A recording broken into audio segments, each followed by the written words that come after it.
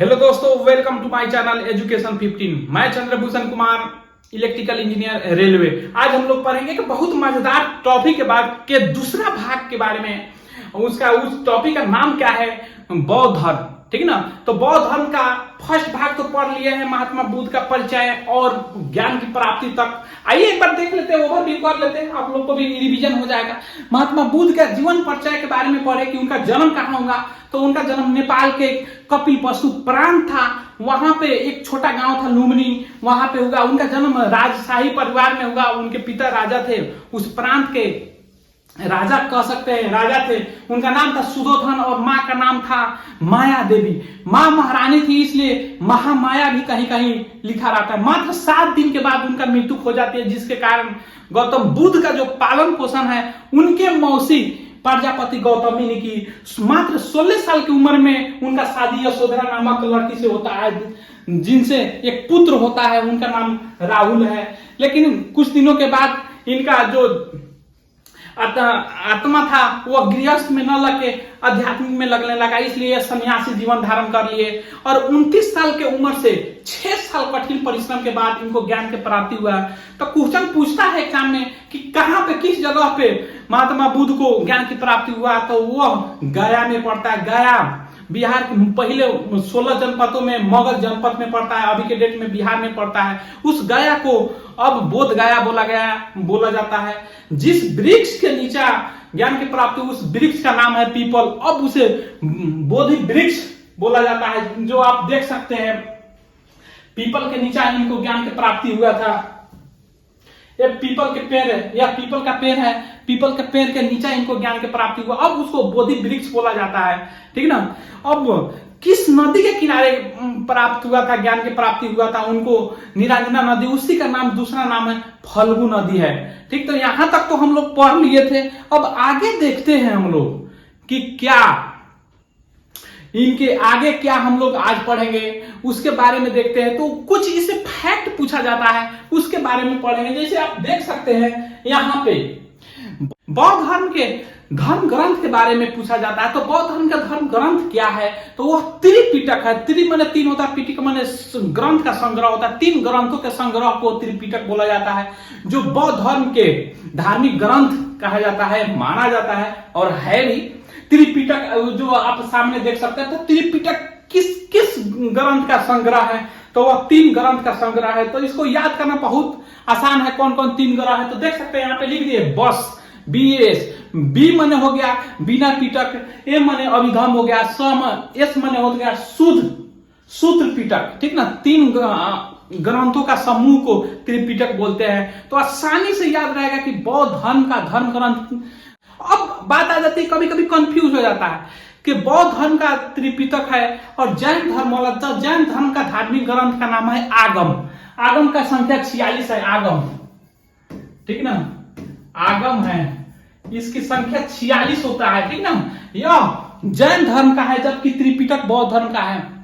अब बात आ जाती है जातक पे। जातक तो कोई बोलता है जातक वो जैन धर्म का धार्मिक ग्रंथ है। नहीं, जातक बौद्ध धर्म का एक पवित्र ग्रंथ है, धर्म ग्रंथ, पवित्र ग्रंथ है। जातक में बौद्ध धर्म के पूर्व जन्म की कहानी लिखा हुआ है, बताया गया है।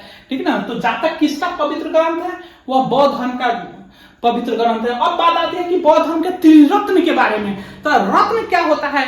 जो उपदेश दिए थे कि हाँ इंसान को करना चाहिए, गौतम बुद्ध ने वही त्रिरत्न बना था। क्या इंपॉर्टेंट बताया कि तो हर एक हालत में करना चाहिए। तो उसी के नाम 3 चीज बताए थे, उसी को त्रिरत्न कहा गया बौद्ध धर्म में। वह त्रिरत्न बहुत आसान है। बुद्ध है, धम्म है और संघ है। तो इसको याद कैसे रखेंगे? तो बहुत आसान ट्रिक है। यह धसबू, एक भोजपुरी बोला जाता है धसबू, यानी कि हल जाइएगा। उसमें ध से हो गया धम, स से हो गया, आप देख सकते हैं यहाँ पे संघ, और ब से क्या हो गया बुद्ध। यह त्रिरत्न है। वहीं जैन धर्म में भी त्रिरत्न है।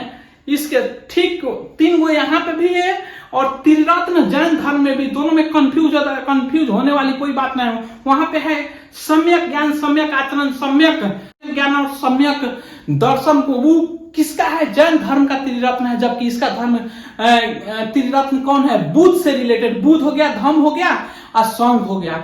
बात आया क्लियर कट। त्रिरत्न भी समझ आ जाएगा इजी वे में, जो आप सामने देख रहे हैं। अब देखिए इनके गौतम बुद्ध का मृत्यु 483 ईसा पूर्व में हो जाता है, ठीक ना। 80 साल जिए, यानी कि 563 ईसा पूर्व में जन्म हुआ था और 483 ईसा पूर्व में इनका मृत्यु होता है। तो जिस साल मृत्यु हुआ वहीं पे उसी साल सभा हुआ कनिष्क के शासनकाल में जम्मू कश्मीर कुंडल लवन में। वहीं पे क्या हुआ, हीनवा महायान और हीनवान इनके अनुयायी दो भाग में बट गए। उसके बारे में देखते हैं, यानी कि इनके संप्रदाय बोल सकते हैं, संप्रदाय बौद्ध धर्म के दो संप्रदाय दो भागों में बट गया। एक बोलते हैं महायान, महायान को ही महासांगिक बोला जाता है, संप्रदाय कहा जाता है। इसका हेड क्वार्टर कहाँ था, यानी कि मुख्यालय कहाँ था, वह मगध में था, मगध बिहार में पड़ता है। और दूसरा बन गया हीनयान, ठीक। तो दूसरा संप्रदाय कौन बन गया, हीनयान। क्लियर कर पाता है समझ में। तो संप्रदाय है, अनुयायी नहीं। यह संप्रदाय है। बौद्ध धर्म के कितने बौद्ध धर्म का विभाजन कितने संप्रदाय में होगा, दो संप्रदाय में, महायान और हीनयान। अब अनुयायी दो भाग में बट गए, उनको देखते हैं। उसको आप देख सकते हैं बौद्ध धर्म के अनुयायी के बारे में। तो इससे पहले देख लेते हैं कि बौद्ध धर्म के जो अनुयायी हैं इसमें कौन कौन मुख्य, यानी कि शासन काल वाला, यानी कि सम्राट इनके अनुयायी बने, ठीक ना। इनके उपदेश पे चलने वाला तो वो तीन है, बिंबिसार, प्रसन्नजीत और उदयन। उदयन कौन है, जो पाटलिपुत्रा का स्थापना किया है। तो इसको याद करना बहुत आसान है। बीपी यू, यानी बीपी आप नाम सुनते होइएगा, बीपी ब्लड प्रेशर, यू मैंने तुमको बीपी हो गया, ठीक ना। बी से हो गया बिंबिसार, पी से हो गया प्रसन्नजीत, यू से हो गया उदयन। तो बहुत आसानी से याद कर सकते हैं मेरे दोस्त। अब देखते हैं बौद्ध धर्म के अनुयायी दो भाग में बट गए, एक भिक्षा मांगने वाला, ठीक ना, और दूसरा गृहस्थ जीवन जी के बौद्ध धर्म के पालन करने वाला। तो अब देखिए, जो अपना घर से सन्यासी ले लिए, ठीक ना, भिक्षा मांग मांग के खाते थे और बौद्ध धर्म का गुणगान करते थे, उसको भिक्षु बोला जाता है। तो देखते हैं कि गांव में बोल रहे भिखारी आ गया, ठीक ना, संत आ गया, तो वहीं भिक्षु क्या है, अपना घर त्याग दिए, ठीक ना, और बौद्ध धर्म का प्रचार घूम घूम के प्रचार करने लगे, उनको भिक्षु कहा गया।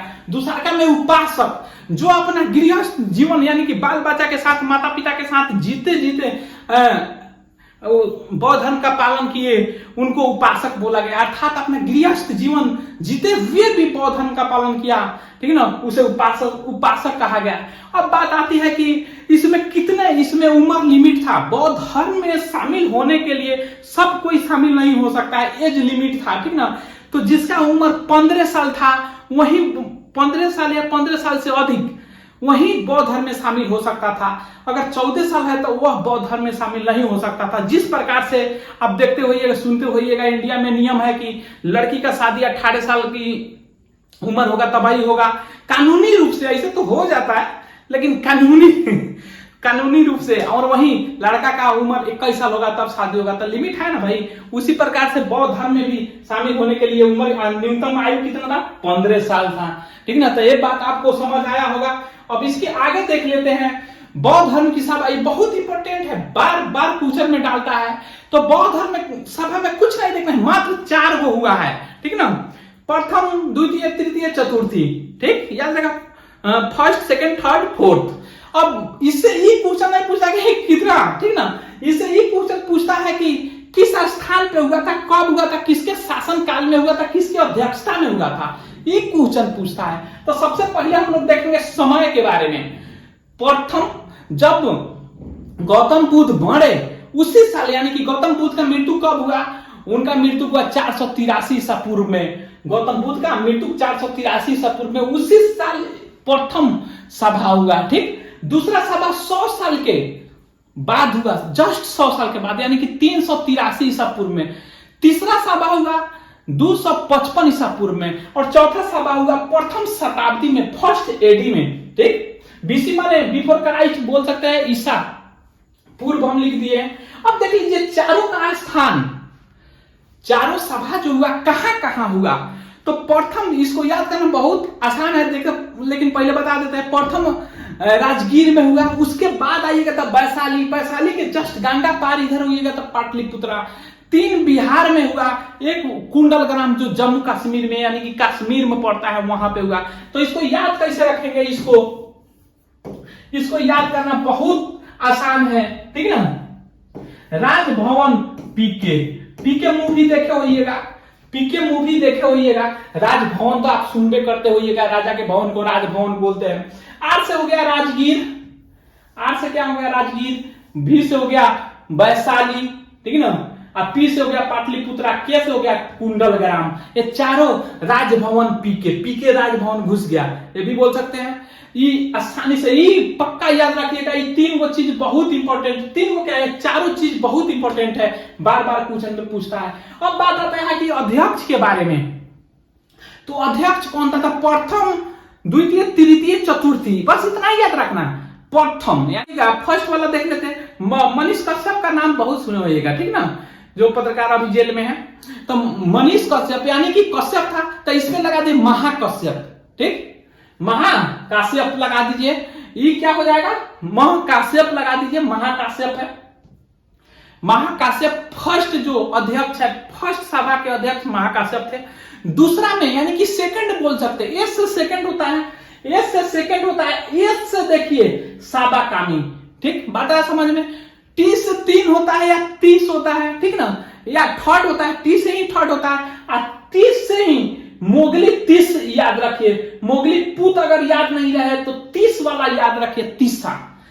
थर्ड वाला क्या हो गया, टी से थर्ड होता है, टी से तीसरा होता है।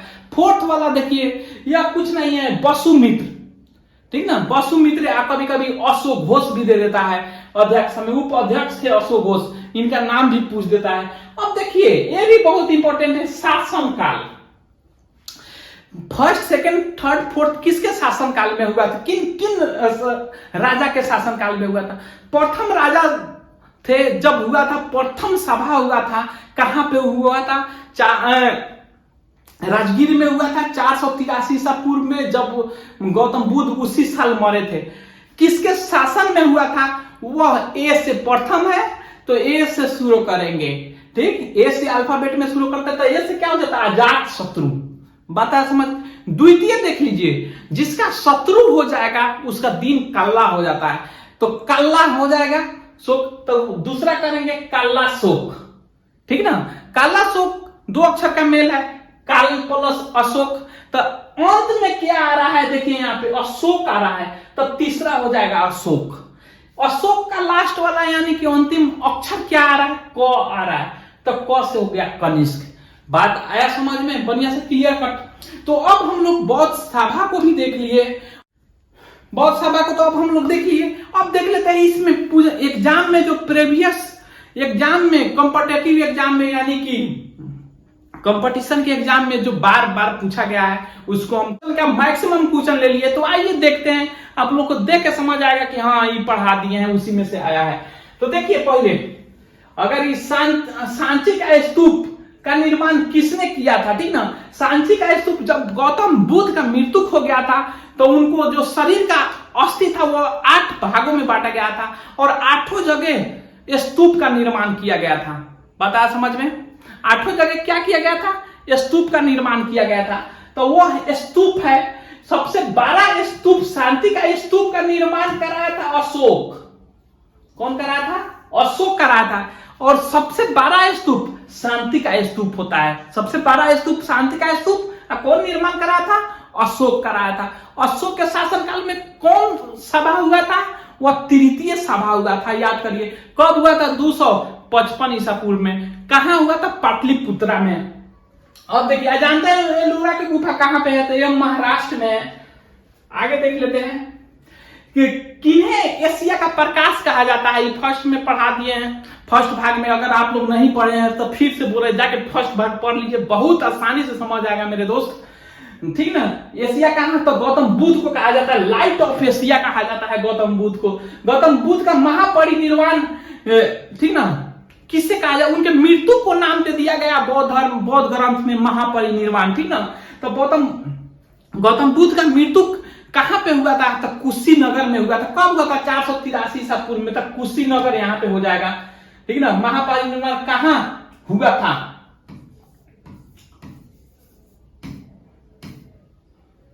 ठीक ना, ये हो जाएगा कुशीनगर में। सारनाथ स्तंभ में चक्र निम्न में से किससे इंगित करता है? जो हमारे भारत के झंडा में भी है, ये झंडा में जो है हम लोग का भारत का झंडा में भी है ये चक्र, देख सकते हैं 24 को इसमें कितना तीली रहता है, 24 तीली रहता है। तो यह क्या प्रदर्शित करता है, वह प्रगति को, प्रोग्रेस को, ठीक है ना, विकसित को ये दिखाता है। यहाँ पे देख सकते हैं ये चक्र।